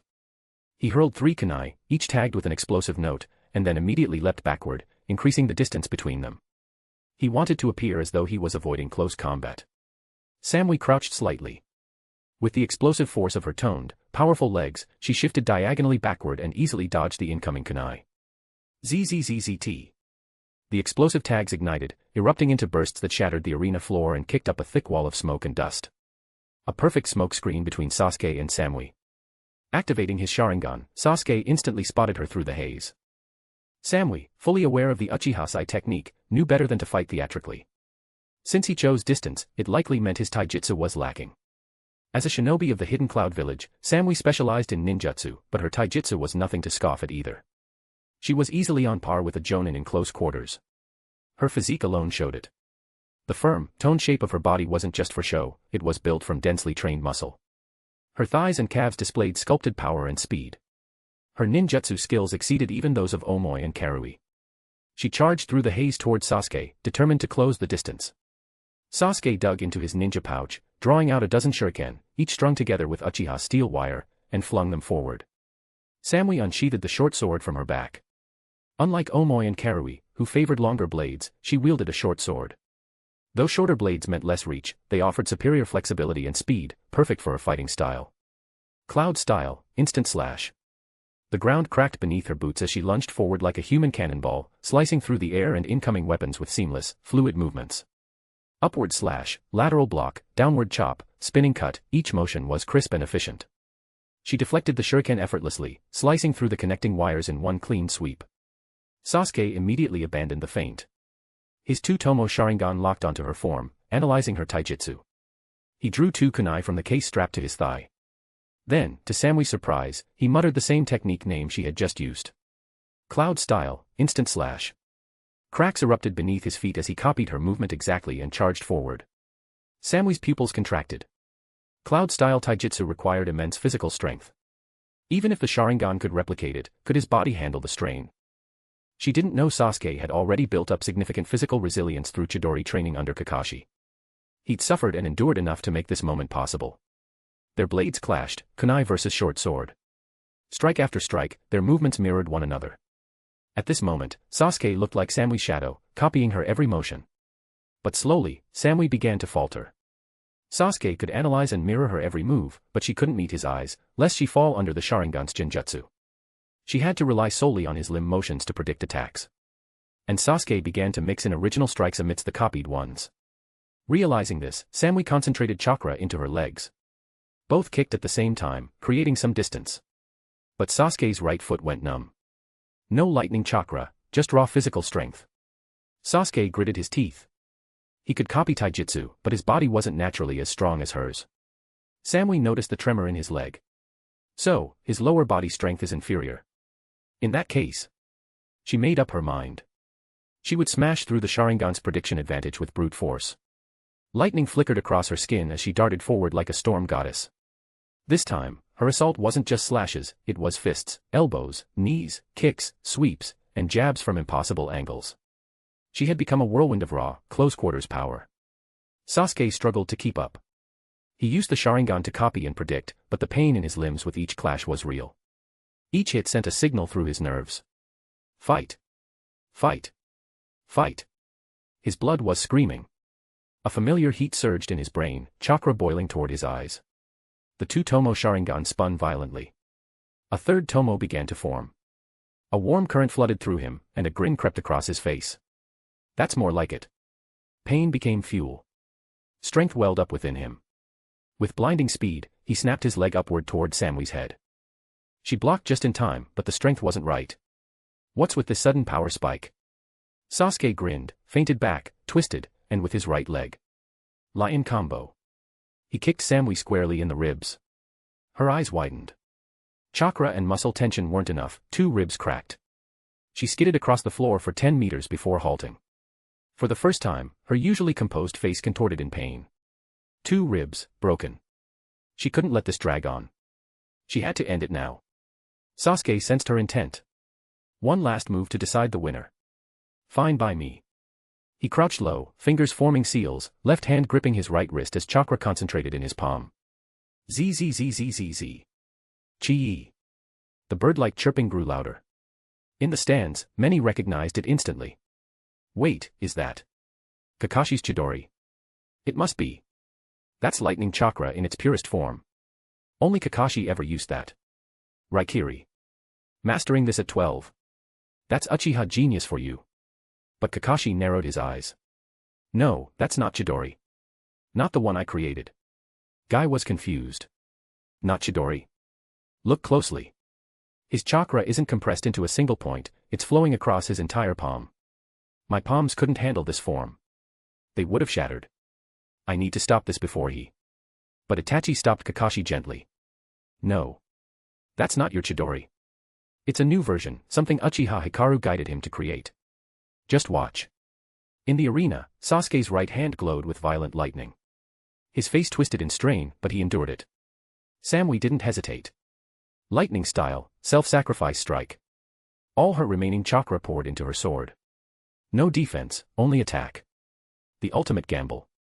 Sasuke charged, his lightning chakra erupting so violently it shattered the floor beneath him. Lightning style, Chidori stream. The two collided, dagger versus thunder-infused hand.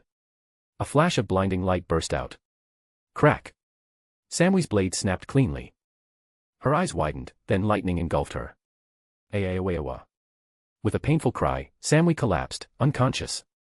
Only Sasuke remained standing, lightning fading from his form, right hand trembling as he panted. Hayate stepped beside him and lifted his arm. Winner, Uchiha Sasuke. The crowd erupted.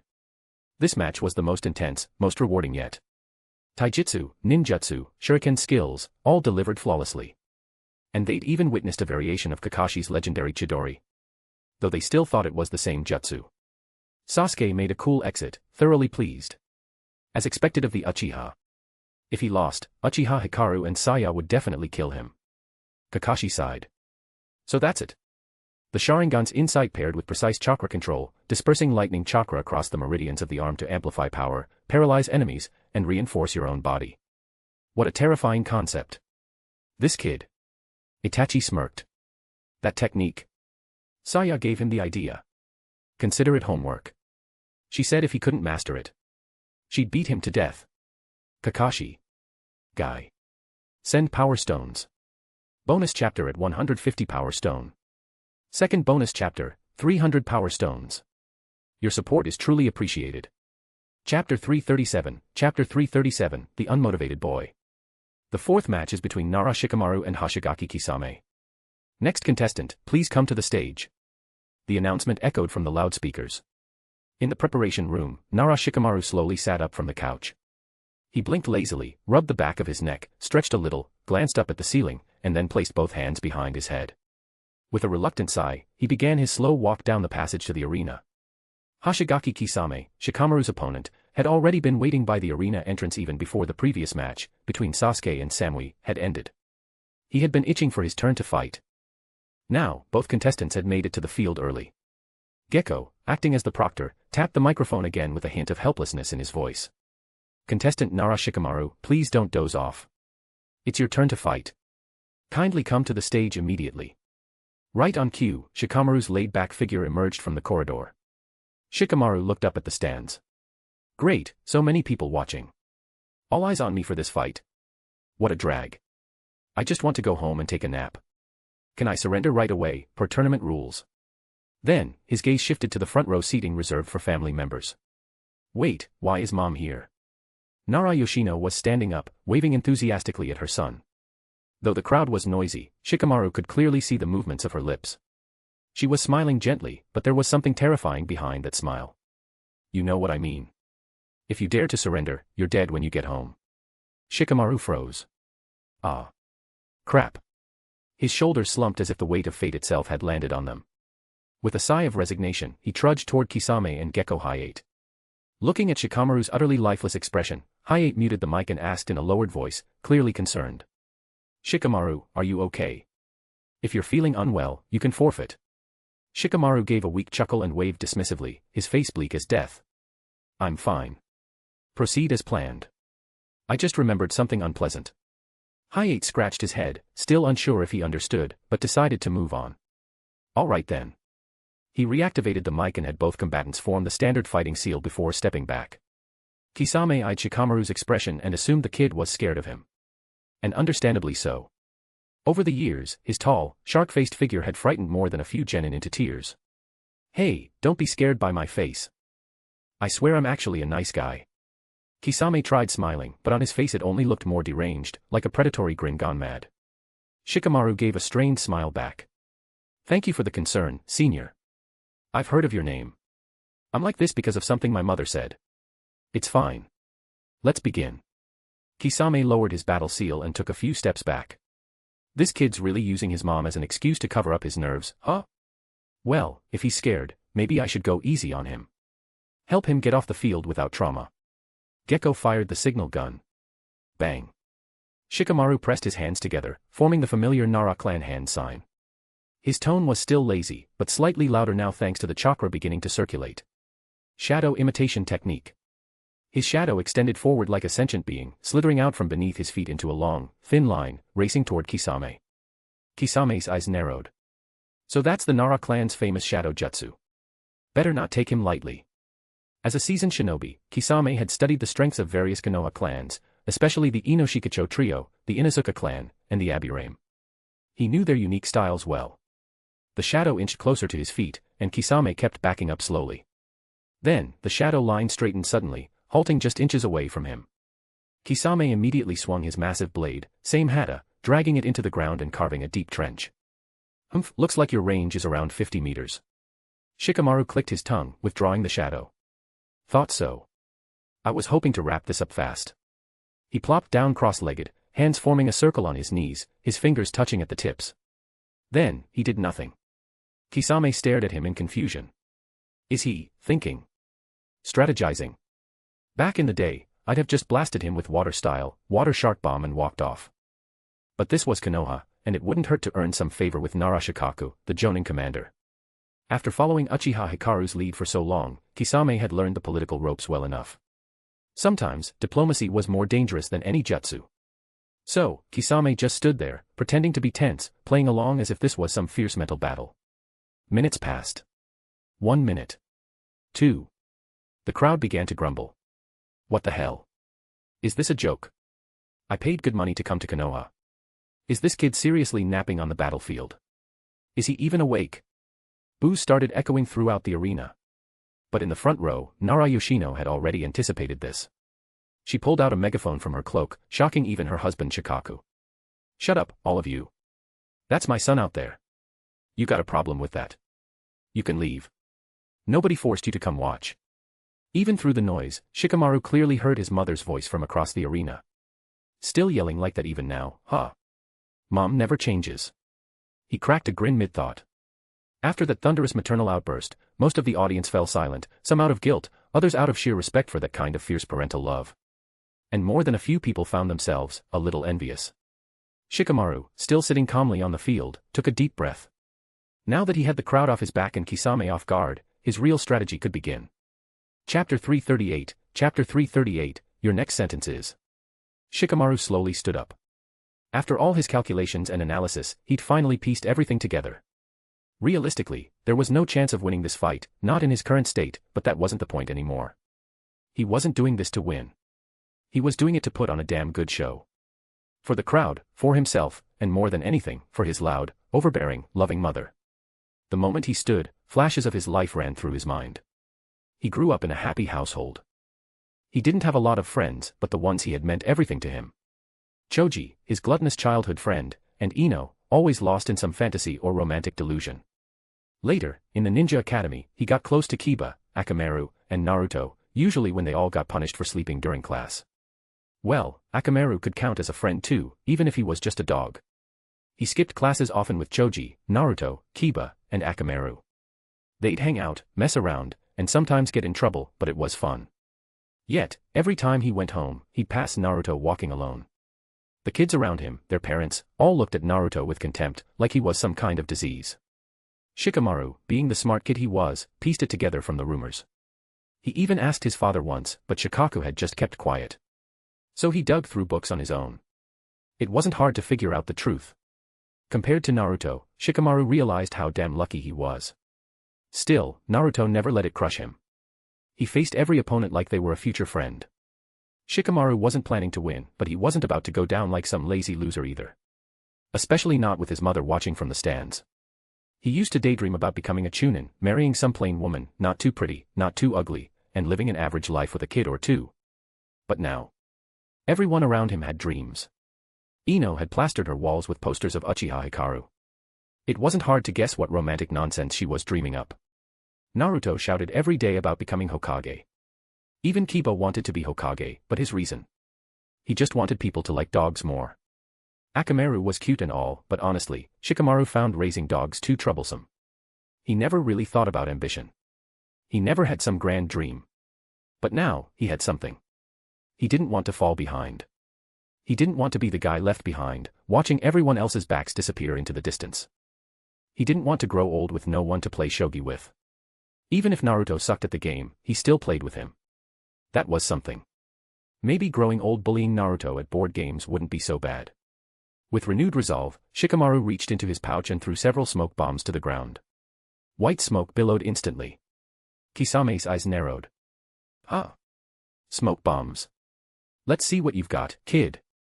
Kunai whistled through the air. A dozen of them, some spinning, some seemingly random, headed straight for Kisame. He barely flinched. Just kunai. Shuriken. Kinda disappointing. He casually raised same hata, blocking them all with a sweep of the massive blade. Then, crackle. His ears caught the faint, unmistakable hiss of an igniting explosive tag. Ah, shit. Boom. Smoke and fire swallowed the spot. Up in the stands, among the watching jonin, many couldn't help but admire Shikamaru's cleverness. Even Yun, sitting beside Asuma, nodded appreciatively. Smart. First the smoke bombs to mask movement. Then a feint with the kunai. Some of them tied with wire. Classic distraction tactic. Then, once Kisame raises that monster sword, his line of sight's partially blocked, he tosses the second kunai with the explosive tag like a mother and child arrow. And with the momentum from the first volley, he doesn't even need time to aim. Brilliantly executed under pressure. This kid's ready to be a chunin.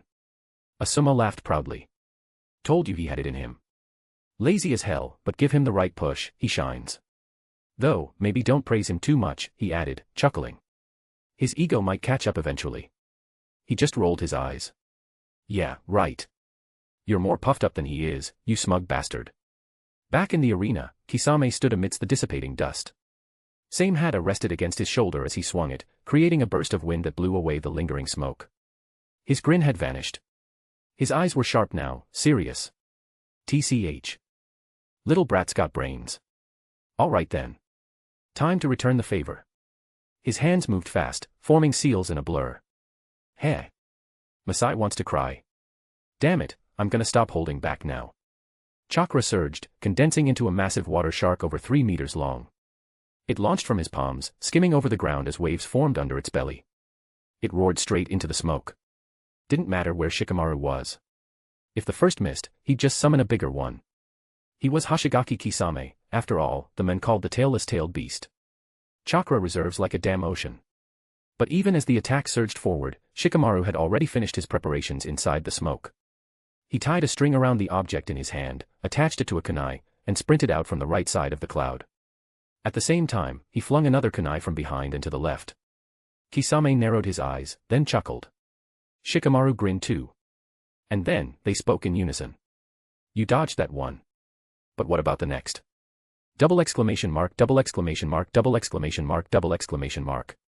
He predicted my line. This little bastard knew exactly what I was going to say. You're thinking, Shikamaru said coolly, how could this brat know what I'm about to say? Your next line is. It's meaningless to just talk. There's a huge gap in strength between you and me. You're doomed to fail, they both shouted. Kisame flushed. Angry. Embarrassed. No more holding back. The kid was too damn weird. If he kept playing this game, he really might lose. Enough. Kisame roared. He slammed his hands together, forming more seals.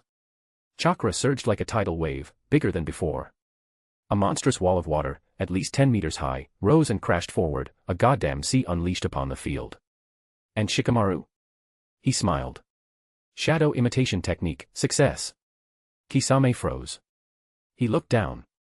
A thin, barely visible shadow had curved from the rear, cleverly hidden, merging with the darkness beneath his feet. He couldn't move. He was caught. Send power stones. Bonus chapter at 150 power stone. Second bonus chapter, 300 power stones. Your support is truly appreciated.